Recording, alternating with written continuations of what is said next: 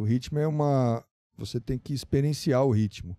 Você não intelectualiza o ritmo. Sim. Você entende a matemática do ritmo, mas você só experiencia no corpo. As pessoas percebem a melodia pelo ritmo. Nota certa Nota em tempo certa no errado. tempo errado é uma nota errada. Nota errada. As pessoas podem nunca ouvir uma nota errada, mas elas vão sempre perceber um ritmo fora do ritmo, entendeu? É verdade.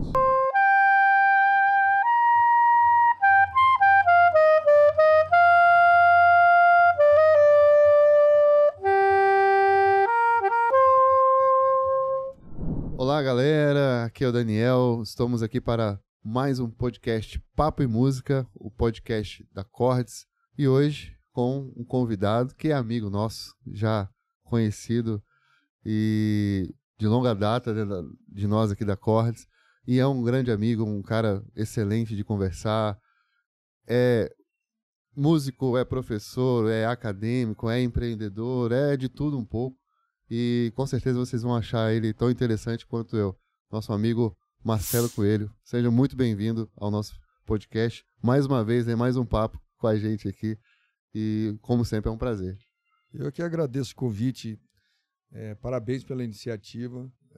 É uma iniciativa diferente, disruptiva, nunca teve no festival. E de grande valor, porque você registra esse momento de uma maneira mais adequada, né? Você conversa com os músicos, você ouve e tal. E eu nunca soube de um movimento desse nesse festival. Então, vocês estão de parabéns. Legal. Para a gente é um prazer, né? E, claro, né?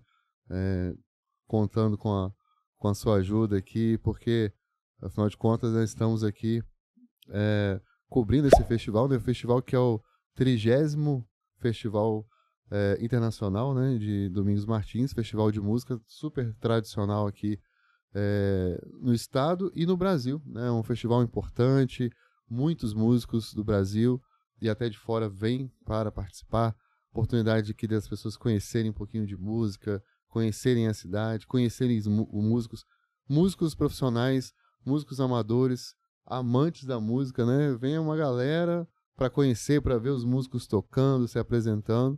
É um festival muito bonito. A cidade é uma cidade aconchegante, é um lugar gostoso de ficar. E nós, na Chords, está aqui, né? E uma das pessoas que nos apoiou, nos trouxe para cá, é o próprio Marcelo Coelho. E, como eu disse, né? Além de músico, é um cara que entende de tudo, um pouco de negócios. Enfim, a gente, na conversa aqui, as pessoas vão descobrindo, né? As várias facetas aí do Marcelo. Mas, Marcelo, nesse festival, né, nesse de agora, você está como professor, né, nas oficinas de rítmica e leitura de partitura. E você já tinha vindo antes, em outras oportunidades também, aqui nesse festival? Eu tenho a impressão que esse é o 5º ano que eu venho. Quinto ano. Não consecutivo. Sim, sim. Né? É o 5º ano que eu venho como professor. 5º ou 6º? Caramba. 5º ou 6º. Os 3 últimos anos eu estive. E me lembro de 2 outras vezes, talvez uma terceira, eu não consigo me lembrar detalhes. Né? Entendi. Como professor também. Como professor, Legal. Nas outras vezes, foi como saxofone, professor de saxofone. E nos 2 últimos anos, como professor da laboratório rítmico e leitura de partitura e tudo mais, que é uma frente que eu fiquei bastante conhecido no meio digital, por conta dos cursos online de venda de leitura de partitura, de polirritmia, em cima do método que eu criei, o método CAD. E o que eu vim apresentar é o método CAD, exatamente, só que em sala de aula. Né? Sim, sim, sim. Eu já tive a oportunidade de ver um pouco a respeito, realmente bem legal, né? Uma forma diferente, né? De se ver a leitura rítmica, né? da partitura, uma forma diferente, que eu digo, do convencional, né? Ao qual nós estamos acostumados aqui, né? no Brasil, né? Porque um pouco dessas técnicas que você trouxe, desse compilado que você fez, vem das suas experiências fora do Brasil, não é isso?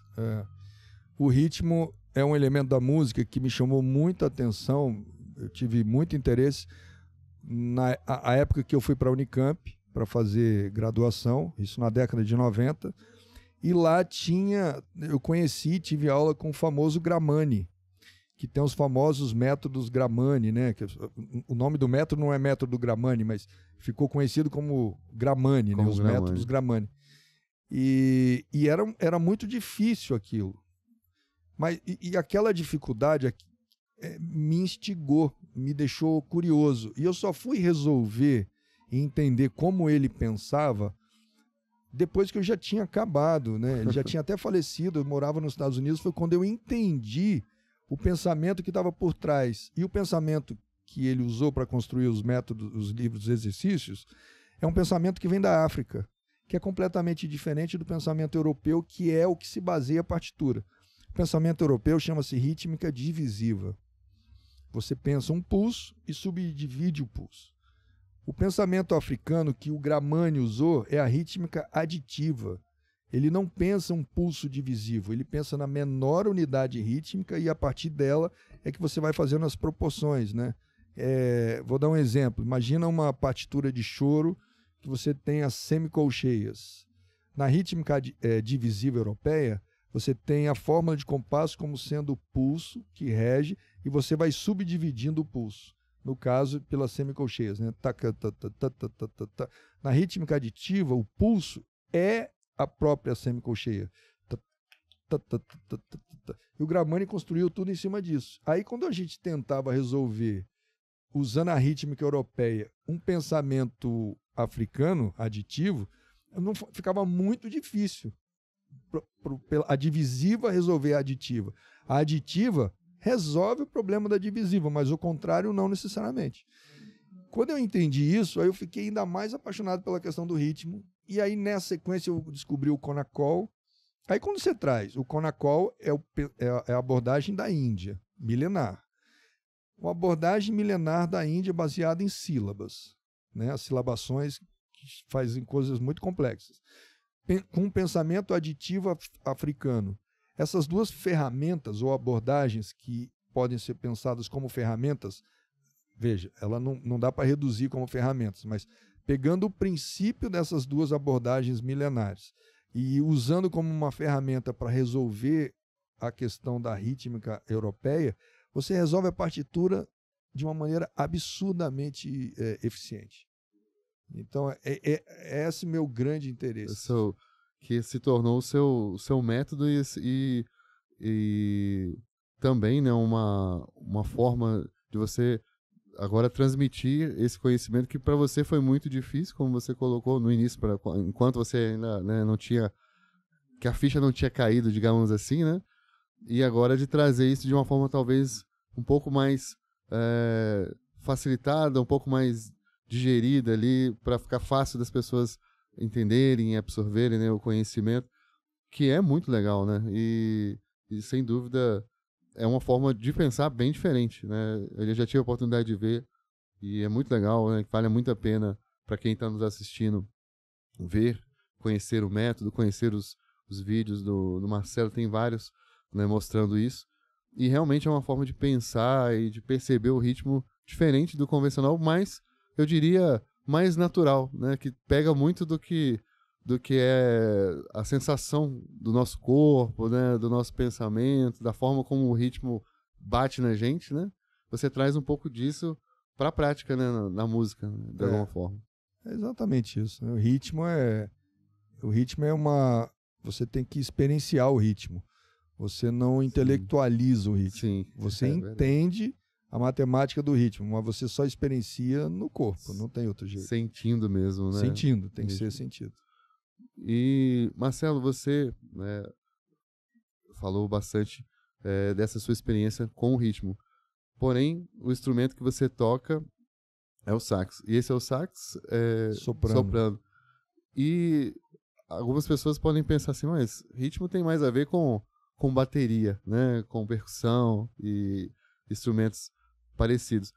Mas como isso se aplica no seu instrumento? Como que um saxofonista pensa tanto em ritmo? É algo, digamos, que você sente também ao tocar, por exemplo, solo, ou você precisa de um acompanhamento de uma bateria, por exemplo, para aplicar todas essas técnicas no seu instrumento? eu acho que o elemento que catalisa tudo dentro da música, que é a gênese de tudo, é o pulso, é a pulsação. Pulsação é ritmo. Uma nota, frequência contínua, uma nota lá, 440 Hz. 440 Hz são 440 pulsos por segundo. Pulso é ritmo. Então, se a gente diz que uma nota é 440 Hz, que é a frequência tão contínua que você não consegue ouvir as subdivisões do pulso, ela vem do pulso, e nota sobre nota você cria melodias, que cria acordes, que cria harmonias. Então, tudo, no final das contas, dentro da música, vem da estrutura de pulsação, de ritmo. Então, o ritmo é o elemento principal. Agora, a sua pergunta é na questão da execução musical, né? Sim, sim. O ritmo pelo ritmo. É óbvio que as pessoas associam diretamente o instrumento de percussão, bateria, entre outros, diretamente ao ritmo, pelo ritmo mesmo. Mas a gente que toca um instrumento melódico, no meu caso, nota certa em tempo errado é nota errada. Então, se eu ficar tocando uma melodia fora da estrutura da pulsação que rege, eu estou completamente fora. Então, isso pressupõe que mesmo quando eu toque uma melodia simples, a condução dessa melodia quem traz é o ritmo. O ritmo. As pessoas percebem a melodia pelo ritmo. Então, eu posso fazer uma improvisação, no meio da improvisação as pessoas conseguem perceber o pulso que está por trás, que está me regendo. Sim. Então, eu tenho que ter isso de uma maneira até muito mais internalizada do que quem faz a própria execução do ritmo, do pulso. Sim. Então, eu tenho que fazer a melodia e, implícito, né, nessa melodia, tem que vir um elemento rítmico que conduz e que faz com que as pessoas que estão ouvindo percebam essa pulsação. Exato. Então, a gente tem que ter isso muito mais internalizado, né? Perfeito. Eu acho que a gente até conversou mais cedo um pouco com outro instrumentista de sopro, né, de clarinete, no caso, que foi o Cristiano, e ele também falou um pouco sobre ritmo, e ele, inclusive, tem dado aulas de disciplinas de ritmo também, por conta da experiência. E o que a gente percebe é que os instrumentistas de sopro, ele realmente, né, como você bem falou, ele precisa ter o ritmo, a pulsação, melhor dizendo, ela ali na veia, né? Ela tem que estar pulsando para que o que você toca. Você até falou uma frase bem interessante, né? Uma nota tocada no tempo certo. Nota certa no tempo errado é uma nota errada. Nota errada. Que legal. É exatamente isso. É uma frase bem interessante até, é bem legal. Mas não que nota errada em tempo certo é nota certa, não é isso. Sim. Mas ela é mais aceitável, porque o elemento rítmico, ele tem muita força. As pessoas podem nunca ouvir uma nota errada, mas elas vão sempre perceber um ritmo fora do ritmo, entendeu? É verdade. Cara, você poderia... Claro que a gente vai falar de muito mais coisa, né? Mas aproveitando que a gente está falando do seu instrumento, demonstrar um pouquinho disso no seu instrumento? Você quer mostrar pra gente aí a prática, né? Tá. Da pulsação? Tá, vamos lá. Vai ser um desafio tocar, ouvindo esse som de fundo aí, a banda tocando, né? Mas... Vamos usar essa música de fundo aí que tá tocando ali? Pra quem tá nos acompanhando, aqui a gente tem um palco principal aqui atrás, ao lado temos outro palco, e espalhado pela cidade tem um monte de gente tocando a toda hora, né? Então o festival é assim, né? Acontece o dia todo, e nesse momento tem uma banda ali, talvez mais folclórica, assim, da região, mais regional, tocando uma musiquinha ali, e o Marcelo tá aqui ouvindo, e você vai tocar vai se misturar com eles ali, Marcelo? Agora que eles pararam, não mais, mas de alguma maneira, eles colocaram uma pulsação, e a gente, primeira coisa que sente, tem que sentir o ritmo no corpo. Verdade. E aí a gente começa a fazer algumas coisas, né? Eu vou dar um exemplo muito básico, assim, de estudo de saxofone. Ótimo. Que mesmo não tendo metrônomo, o ritmo fica muito claro, né? Se a música não começar, né? Se começar, eu paro. Legal.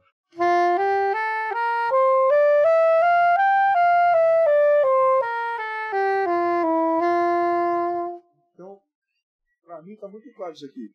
1, 2, 3, 1, 2, 3. eu não fui tão enfático, mas eu sinto isso. Entendi. Agora, essa mesma escala pensada diferente...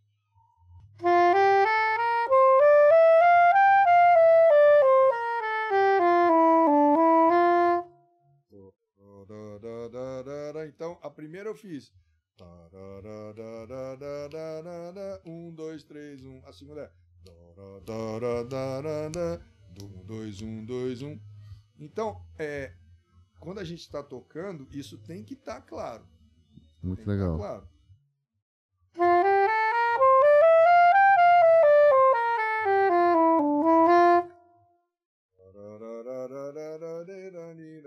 Então, são coisas muito básicas, muito fundamentais, mas tem que estar na percepção. Isso é o básico, tá? Sim, sim. Isso é o básico de todo músico, tem que ter na hora que ele está estudando, tocando o seu instrumento. Ele tem que ter essa coisa rítmica clara. Sim. Tocando qualquer coisa. Isso é muito importante porque, realmente, né, é perceptível que tem algo diferente.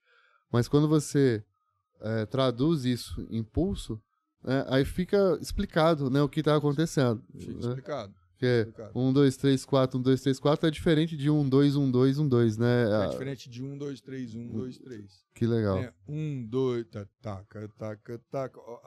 A escala pensando nessa estrutura de 2, que eu vou chamar de taca, isso é o conacol. Taca, taca, taca.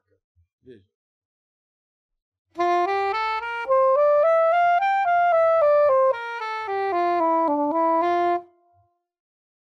Taca, taca. Agora, tetaque, tetaque, tetaque, tetaque.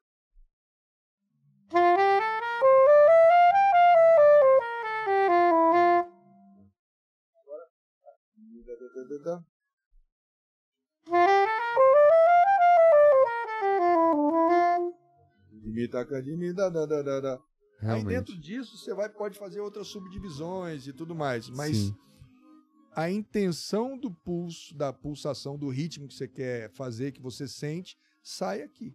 Mas você precisa sentir primeiro, perceber primeiro. Não, senão, perfeito. Senão fica forçado. Você não consegue traduzir isso, né, no instrumento. Não consegue. Muito legal. E é impressionante porque para você, como você bem disse, é claro, você está tocando isso e pensando isso ao mesmo tempo, né? E muitas vezes, para quem não é músico, né, ele é algo que ele não consegue talvez explicar, né? Ele não consegue traduzir isso. A pessoa vai falar sobre o ritmo é assim, aquela música assim, assado. Mas para o músico, né, é importante saber explicar, saber o por trás, né? E, por exemplo, no um instrumento de sopro, que é um instrumento melódico e tal, sem essa diferenciação, vai acontecer um monte de nota certa em tempo errado, né? Vai. E aí vai ficar tudo errado. Que não tem essa experiência do pulso, da pulsação dessa maneira, sim, ele vai tocar, muitas vezes, tocar uma escala sem nem estar atento ao que é que ele está pensando, o que é que ele está fazendo. E não faz muito sentido não fazer. Agora veja, às vezes o músico não quer mesmo colocar uma coisa rítmica clara, mas ele tem que ter a consciência de que é isso que ele está fazendo.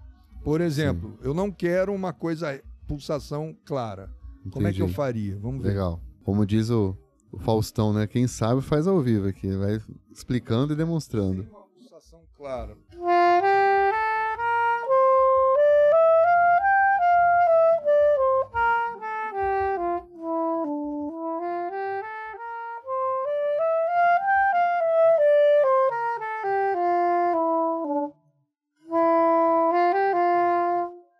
Ritmo aí existe, ele é claro, não daquela maneira que eu tinha mostrado, mas eu tenho consciência disso. Foi proposital, né? Foi uma forma de expressar a mesma melodia, só que de uma maneira mais...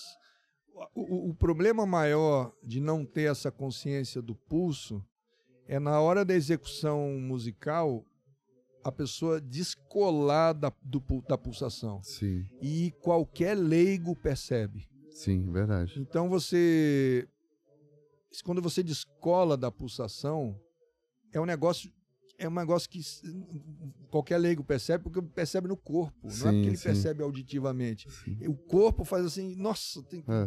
Agora, quando você pega um grupo, que a gente fala que o grupo tá swingando, assim, que tá, né, tá um groove, é porque tá todo mundo muito conectado no pulso. No pulso.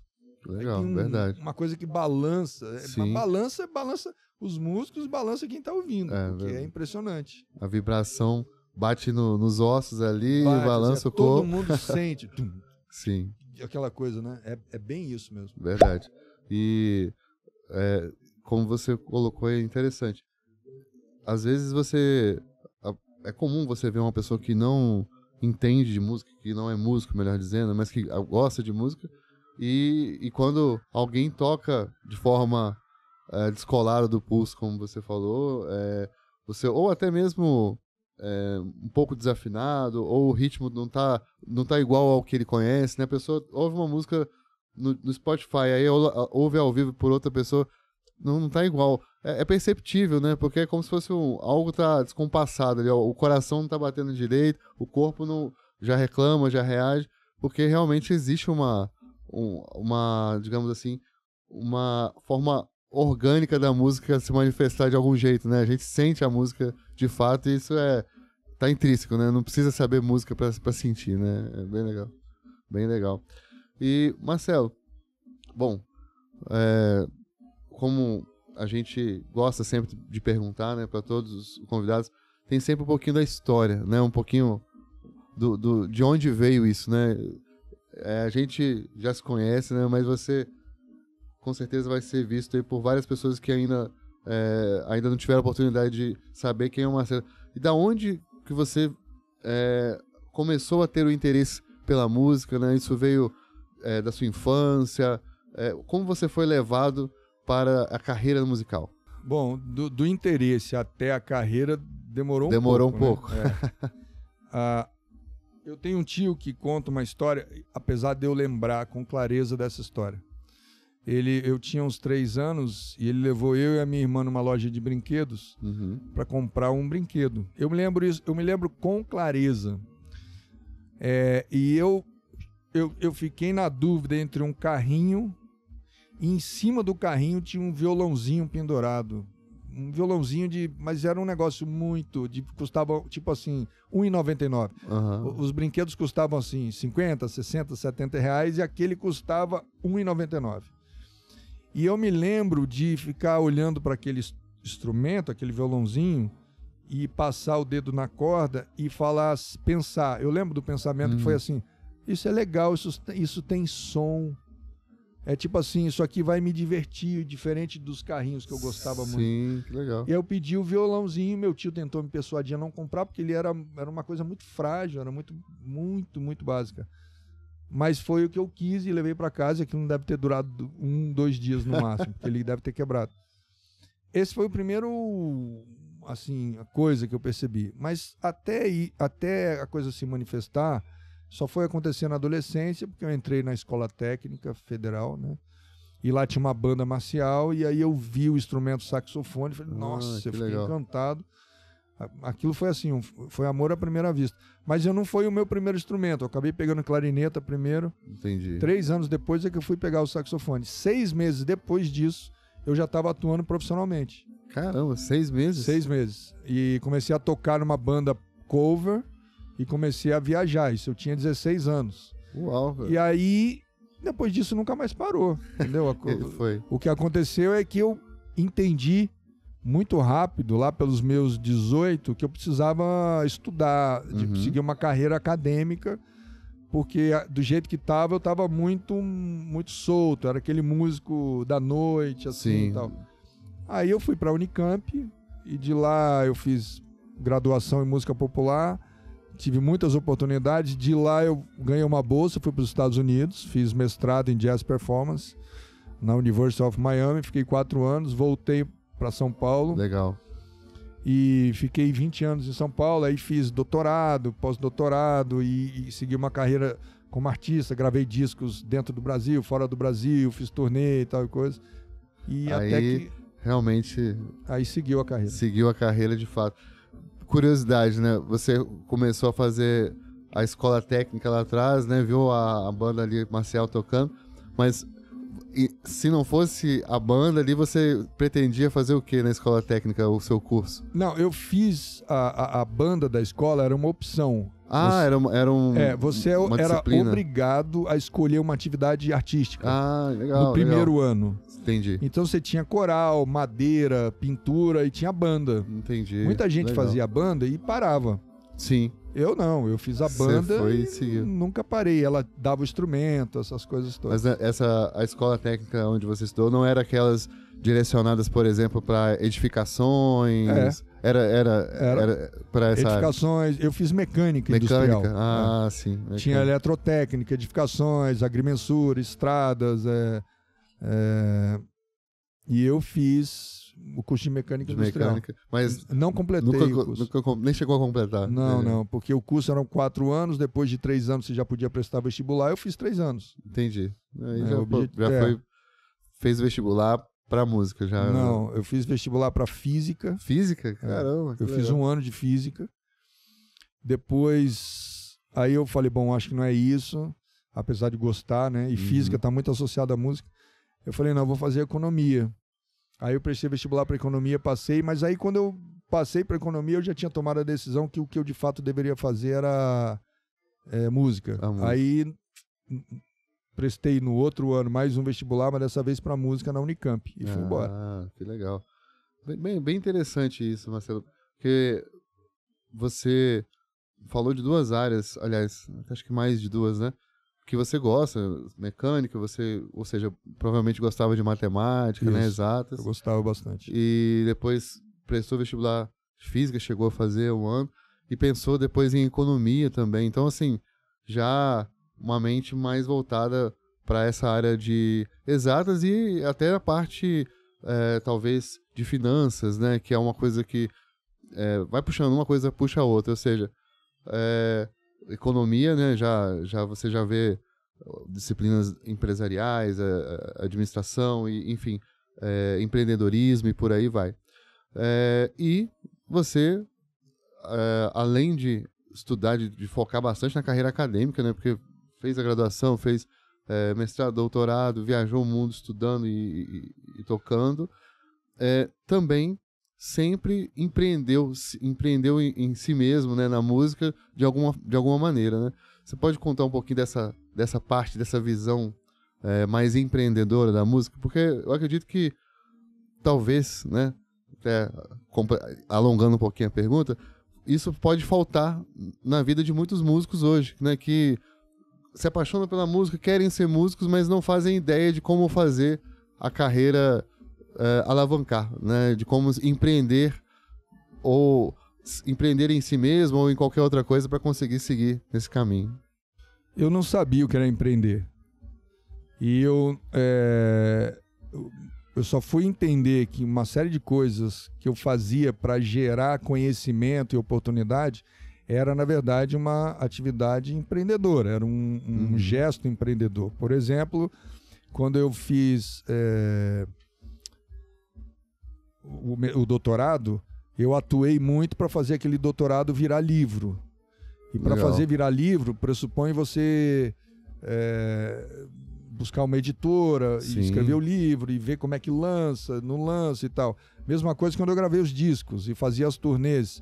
Como é que você grava o disco, como é que você lança, como é que você organiza uma turnê, como é que você vende show, como é que você produz os músicos. Tudo isso era empreender. Mas já na faculdade, eu comecei a empreender sem perceber. Por exemplo, eu criei um encontro lá, chamava-se Encontro Acordes, onde eu chamava professores de departamentos para dar uma palestra para os alunos. Quem fazia isso era eu. Caramba!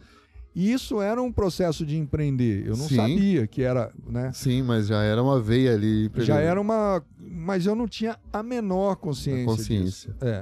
E eu não achava que... Porque a gente associa empreender com dinheiro. Sim. Empreender, claro, está associado a dinheiro, mas empreender assim, na gênese, é você ter uma ideia e empreender para que essa ideia aconteça.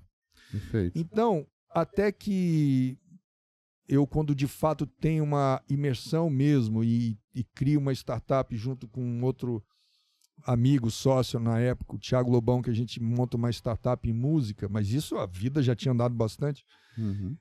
Ele que era do mercado de investimentos, ele era um investidor formal, que tinha um fundo de investimentos que investia em agronegócio. Então ele tinha de um lado vários investidores que colocavam dinheiro no fundo dele e ele escolhia as startups onde ele ia investir. As startups que davam certo pagavam a conta de todo mundo e trazia muito mais retorno, né? Ele é que me alertou que quando eu comecei a explicar para ele o que era compor, ele falou, pô, mas compor então é igual a empreender? Eu falei, mas como assim? Ele falou assim, ué, me explica aí a ideia de compor. Aí eu falei, bom, você tem uma ideia musical, 2 notas. Dessa ideia musical, você cria uma ideia maior e no final você acaba criando uma música. Dessa ideia, aí você vai criando a música, vai aumentando até que ela cria, se forma. Aí você põe a música no papel, monta uma banda, ensaia a música, entra no estúdio, grava, organiza para lançar, lança, faz a turnê, faz o show e tal, e começa de novo. Eu empreendi de uma ideia, a ideação, até a realização e o retorno. Ele falou, isso é exatamente igual a empreender. Quando você tem uma ideia, você percebe uma solução tecnológica, por exemplo, que o mercado precisa. Por exemplo, o cara que criou o Uber. O cara que criou o Uber estava tentando pegar táxi, não conseguia, e ele via passando um monte de gente sozinho no carro. Aí ele pensou, pô, se essas pessoas resolvessem dar carona para uma pessoa que está no caminho dele e desse uma carona, ganhasse um dinheiro e beleza. Aí ele pensa no aplicativo, ele estava resolvendo uma solução. Então ele primeiro teve uma ideia, seria as 2 notas. Verdade. Aí ele começa a buscar os recursos para aquilo acontecer. Eu a mesma coisa, para a música acontecer, eu primeiro penso no recurso da música, da partitura, dos acordes, monta o acorde, monta a banda e entra no estúdio, ensaia, depois grava. Ele é a mesma coisa. Essa é a ideia, faz um pequeno protótipo sozinho ou junto com um amigo, aí buscam alguém que pode botar um dinheiro para poder ajudar para ele, e aí ele vai buscando o mercado, e vai testando, vai validando a ideia até que a coisa acontece. É a mesma coisa. E aí eu entendi que o meu interesse no empreendedorismo está associado a um processo criativo. Perfeito. É isso que muito me interessa. Que legal. Depois eu vou falar um pouquinho, te perguntar um pouquinho a respeito desse processo criativo, que eu tenho um outro processo criativo que eu acho muito interessante que você faz, mas ainda no tema, ainda na área do empreendedorismo, né? Com essa experiência, com essa descoberta, ou seja, você já empreendia de formas diferentes sem ter a consciência, né?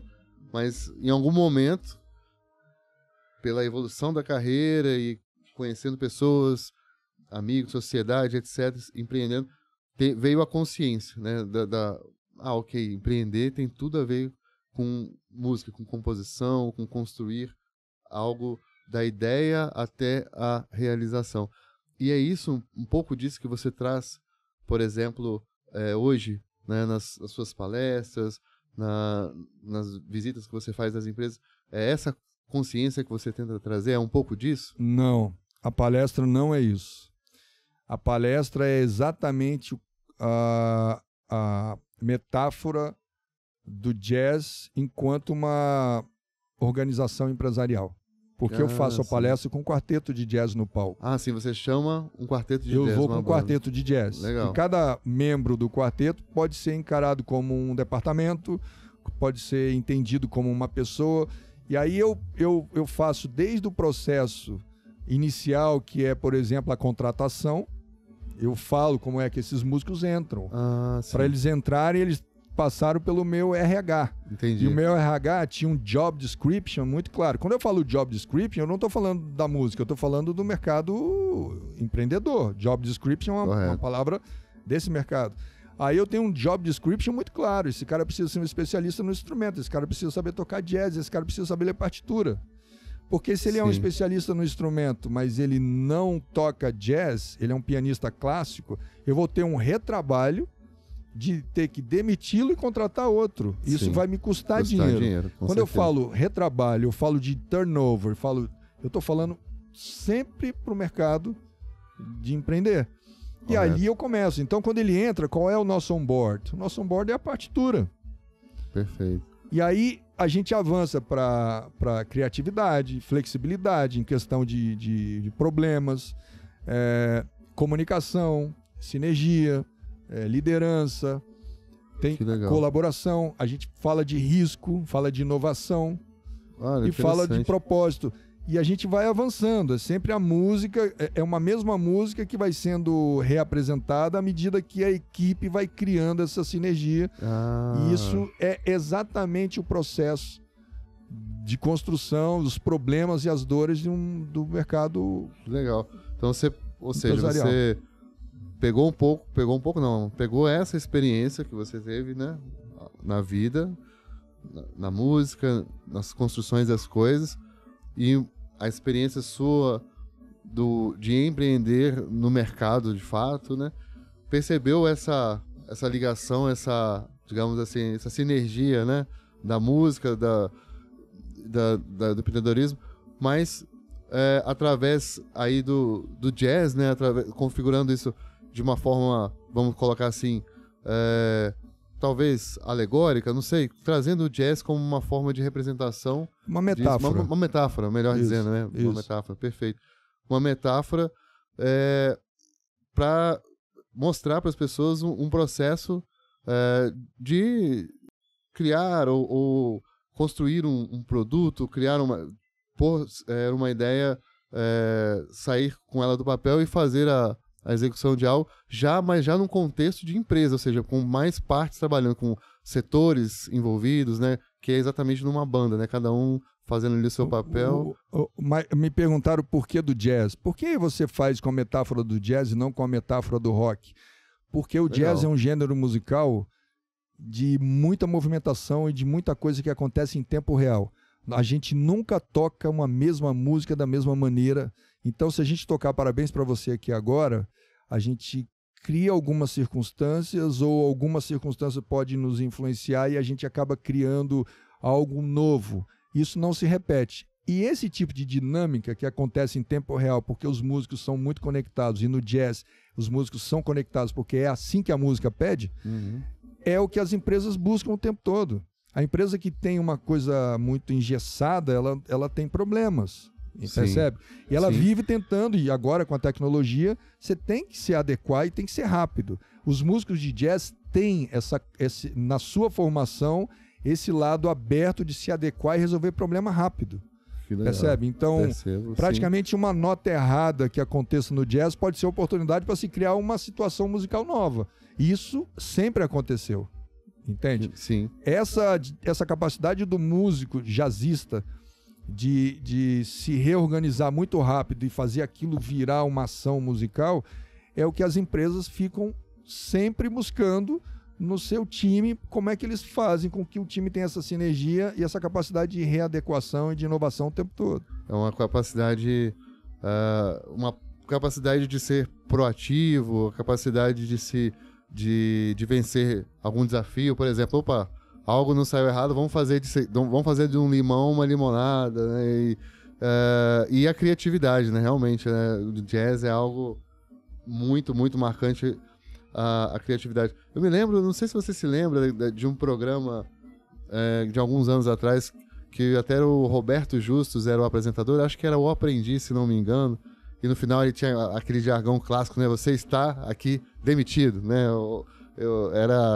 Isso virou meio que um meme da época, né? Mas eu me lembro de uma das edições que foi muito interessante, porque os dois, eu não me lembro se eram os dois finalistas, mas eram duas pessoas que estavam numa fase eliminatória.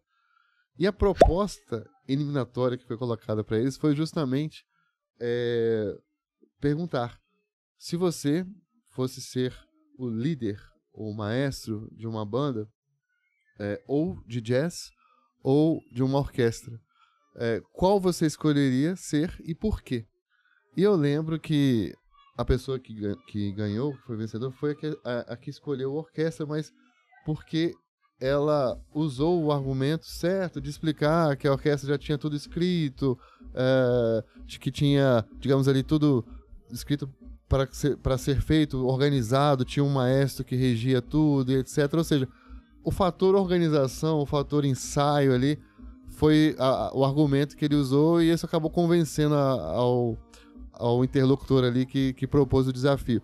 Mas quem escolheu o jazz, ele não soube falar isso que você acabou de falar, né? Que certamente seria uma resposta vencedora, na minha opinião. Certamente. Porque era exatamente o que um investidor, ou que, no caso ali, um sócio, né, que era o caso do Roberto Justus, queria ouvir, né? Olha, o fundador da Netflix, no livro dele, ele fala assim: não seja uma orquestra sinfônica, tenha uma banda de jazz.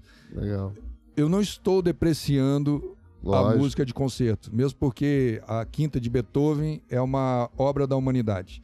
Mas ninguém coloca ou mexe uma nota ou uma vírgula naquela obra.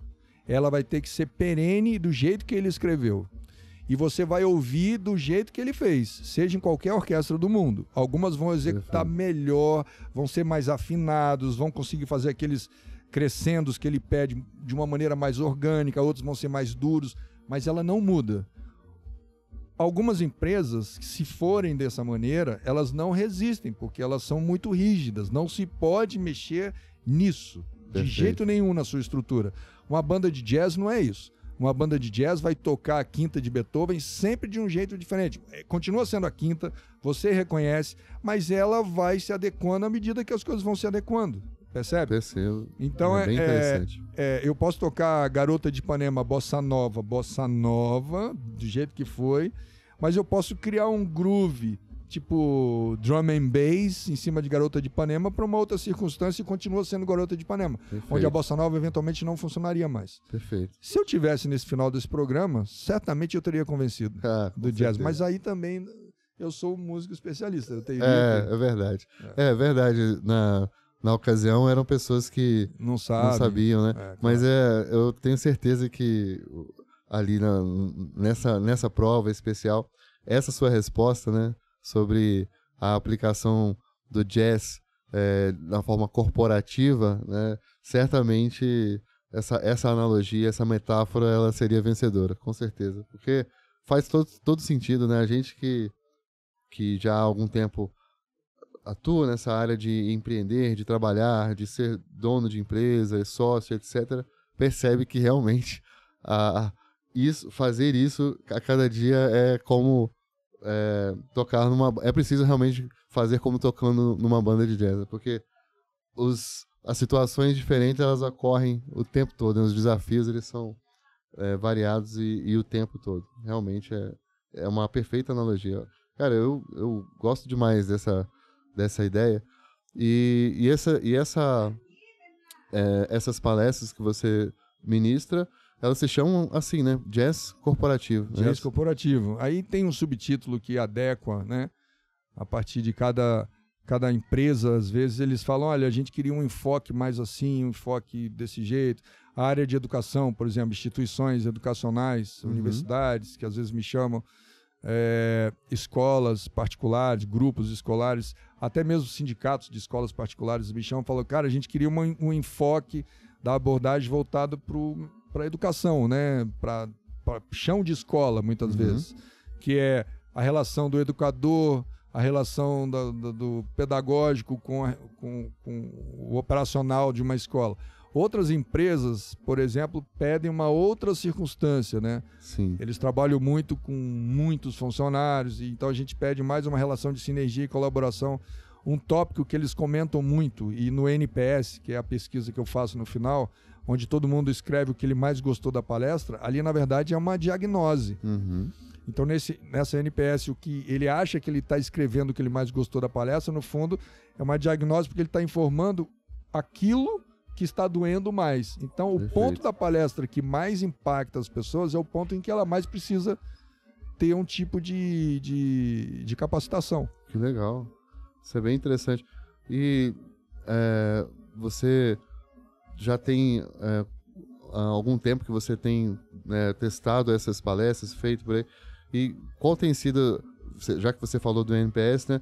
Qual tem sido o feedback que você tem recebido das empresas, das pessoas, através desse trabalho? Eu posso te resumir pelo valor do NPS. Eu nunca tive NPS menos de 9,6. Caramba. Que é muito alto. Muito alto. Muito alto. E eu não estou falando de uma plateia de 50 pessoas. Eu estou falando de 1.000 pessoas, 2.000 pessoas.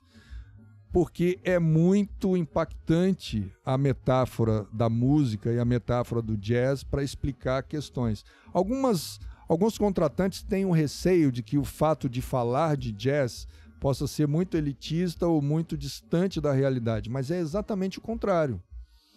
Eles têm a oportunidade de perceber que o jazz é uma música altamente acessível. Muitos, normalmente assim, acima de 90% saem de lá querendo uma playlist. A partir de agora eu quero uma playlist. Não é nenhuma música tão longe da minha realidade. Pelo contrário, ela capacita, ela te instiga, ela te faz ficar atento, ela te traz uma série de benefícios musicalmente falando e cognitivamente falando. E ali, então, eles têm essa experiência cultural, essa ascensão cultural, né? Sim, essa nova imersão na música. E, ao mesmo tempo, eles têm a experiência de perceber relações que eles não esquecem. Um dos feedbacks que eu tenho é: eu nunca mais esqueci quando você explicou sobre especialista, o fato de promover ou não um especialista sênior. E que, às vezes, uma empresa comete um equívoco em pegar um super especialista, sênior, promove, e aí você perde especialista e ganha um gestor ruim também. E no final você acaba perdendo. E esse exemplo, por exemplo, acontece na palestra. E aí as pessoas, como lembram do exemplo, e ela passa pela experiência da música, elas nunca esquecem isso. E teve um contratante que falou, até hoje nas nossas reuniões, eles trazem o exemplo, olha, especialista da música como mostrando essa ação. E a música tem muito disso, né? Você facilmente ouve uma música e lembra de lugares, coisas que você passou, né? A música traz sempre a memória.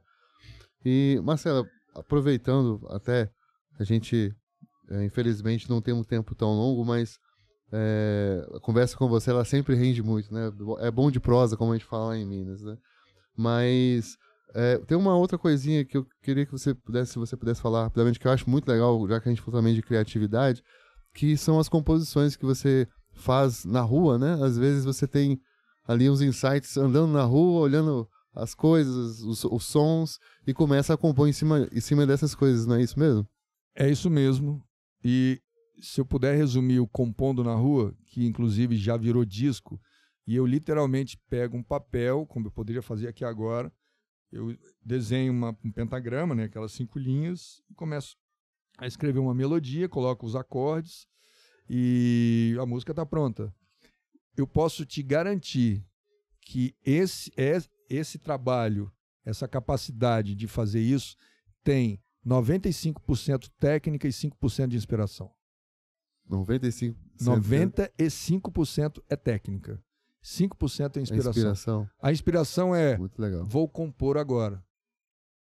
A partir dali, muita coisa é técnica. É técnica. Porque são escolhas que eu faço, e a partir da escolha eu sei de uma série de outras escolhas que podem resolver aquela escolha que eu fiz. Entendi.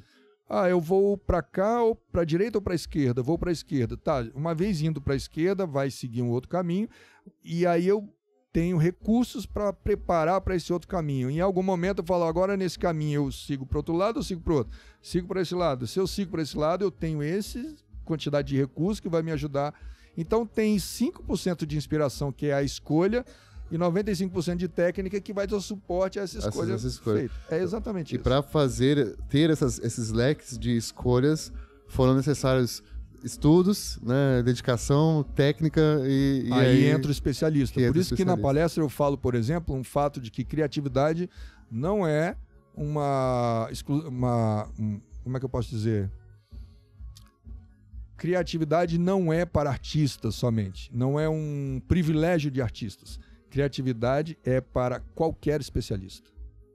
Porque qualquer especialista vai saber lidar com um problema e achar uma solução dentro da especialidade dele. Essa capacidade de mudar um processo ou achar uma solução de alguma coisa é um processo criativo. Muito legal, muito legal. Cara, isso realmente é muito instigante, né? Dá vontade de explorar bastante. Eu acho que todo mundo que está nos assistindo, nos ouvindo, vai ter uma perspectiva diferente, né? Sobre a música, sobre o jazz, sobre empreender, sobre uma mente um olhar e uma mente diferente, né? De se pensar e estudar a música, né? Porque o que você está nos falando, né, nos ensinando é exatamente isso, né? A técnica, o estudo, o explicar o que está acontecendo, ele é importante para você conseguir construir mais, né? Exatamente. Sem isso, às vezes você fica limitado a uma coisa que você apenas consegue fazer, mas não consegue compreender e nem explicar, né? É isso mesmo. Marcelo, antes de encerrar, eu queria te pedir para você 2 coisas, na verdade, para você falar onde que você pode ser encontrado, né, nas suas redes sociais, como que as pessoas podem conhecer e encontrar o Marcelo, e também no final, né, pedir se você puder tocar mais um pouquinho pra gente sair aí em grande estilo, né? As minhas redes sociais todas, você encontra como Marcelo Coelho Music, seja o LinkedIn, o Instagram, o Facebook eu uso menos, e o YouTube. Acho que é isso, né? Através dessas redes sociais, as principais, as pessoas se conectam comigo, com o que eu faço, com o meu trabalho muito rápido. Bom, quero agradecer aqui, mais uma vez, a presença Marcelo Coelho, esse grande músico, esse grande cara. Excelente papo, como sempre, Marcelo. Obrigado. Muito obrigado.